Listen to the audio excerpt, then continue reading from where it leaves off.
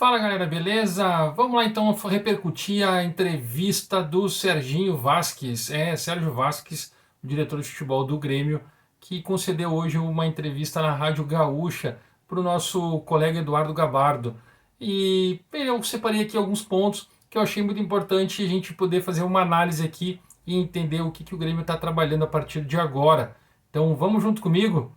Dá o like, se inscreve e ativa as notificações. Like, hein? E se inscreve, aproveita aqui, faz a gente crescer aqui no YouTube. Eu conto com o apoio de todos vocês. Porque é o seguinte, ó, o Serginho Vasco foi chamado para uma entrevista com o Eduardo Gabardo, e aí na Rádio Gaúcha, e ele foi perguntado assim, o Gabardo não mediu palavras para apertar ele em todos os momentos. Como o Douglas Costa já é uma situação um pouco mais saturada, o Douglas Costa não é mais jogador do Grêmio, assinou hoje a sua rescisão, ele não vai jogar no Brasil, ele vai jogar no Los Angeles Galaxy.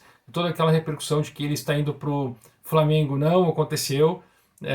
Então tá tudo encaminhado nesse sentido. Então eu vou morrer aqui, já vou matar aqui o assunto dele. Mas eu quero fazer uma análise dos outros pontos, porque a gente precisa levantar isso e é uma coisa um pouco séria para a gente poder entender o que está acontecendo com o Grêmio já a partir de agora. Muitas pessoas ainda não conseguem ter confiança no que está acontecendo. E aí a gente vê uma entrevista dessas que até te dá um norte. Ele tentou exatamente se aproximar do torcedor, algo que está sendo cobrado muito nas redes sociais. E aí foi perguntado principalmente pontos sobre jogadores, como se comportam dentro do convívio, do ambiente do Grêmio de pressão em cima de resultado, por conta de vai disputar nesse ano uma Série B de Campeonato Brasileiro sem muitos recursos. Mas assim, vamos lá na primeira que eu separei aqui, não está por ordem do que aconteceu na entrevista. Ele foi perguntado sobre o Elias, o que ele é muito pedido pela torcida e o que dá para falar dele em relação a treinamentos, receber mais oportunidades, até por conta de ele não ter sido aproveitado na reta final do Campeonato Brasileiro. E aí ele disse assim, ó, ele e o Pedro Lucas sobem assim que fizerem os jogos da transição.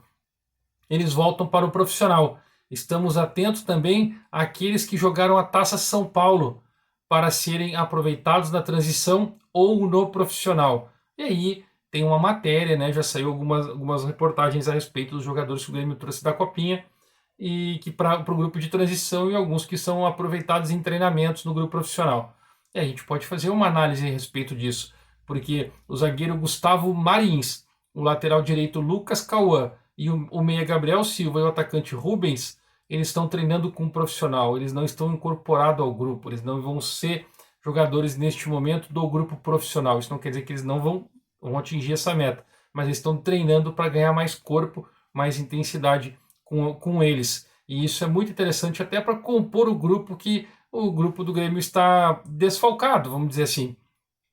E é interessante essa mescla assim desses jogadores jovens e já se acostumando com esse ambiente profissional. O cuiabano, o goleiro o Thiago e o zagueiro Gustavo Martins foram chamados para o grupo de transição. E eles vão começar o Campeonato Gaúcho já na quarta-feira contra o Caxias, na Arena do Grêmio, às 19 horas.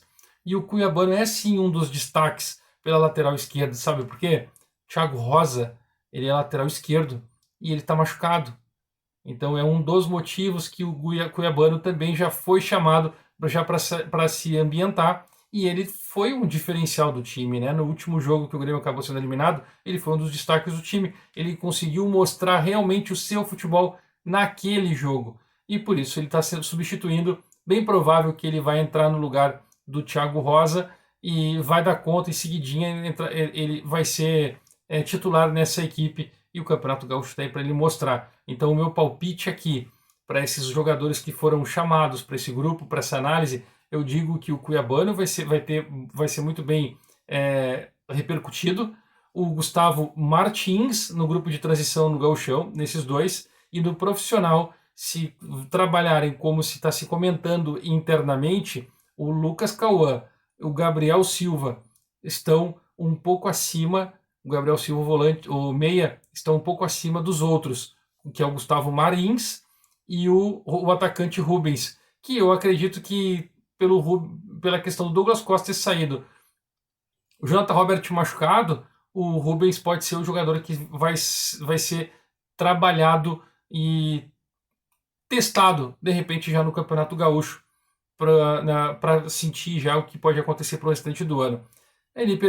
Foi perguntado quem é o substituto de Douglas Costa e o Campas pode jogar naquela posição. E aí ele fala o que a gente já vem falando aqui no canal. Até vou deixar o vídeo no final para vocês assistirem. O Mancini tem feito treinamentos, não teve coletivo e sim um trabalho tático. Ele usou o Campas na direita, usou o Janderson e também usou o Campas como meia. Mas o Janderson surpreendeu. E temos que entender que pode não dar certo num clube, mas no outro clube pode dar certo.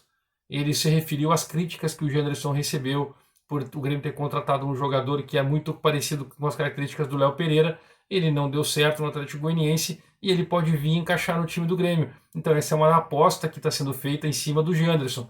E o Janderson treinou, jogou junto com o Wagner Mancini. Então é sim uma questão de pedido do técnico. O Campas neste momento entra para a linha do jogador que vai fazer a função do meio-campo. E aí ele fala assim: não quero dizer que o Janderson será titular, mas sabe como é treinador. Daqui a pouco tudo muda. Então ele está descartando que ele não sabe. Ele só sabe que o Janderson surpreendeu positivamente nos treinamentos. Por isso que essa situação uma visão um pouco mais criteriosa em cima do jogador que veio do Atlético Goianiense. Saíram muitos jogadores, Serginho. Aí ele fala a lista dos jogadores que saíram e a folha reduziu bem ou falta muita coisa para atingir a meta? E aí ele disse assim: já deu para diminuir bem, vai baixar mais, mas o grosso já está definido. Estamos trabalhando como formiguinha para chegar no número de 7 milhões de reais.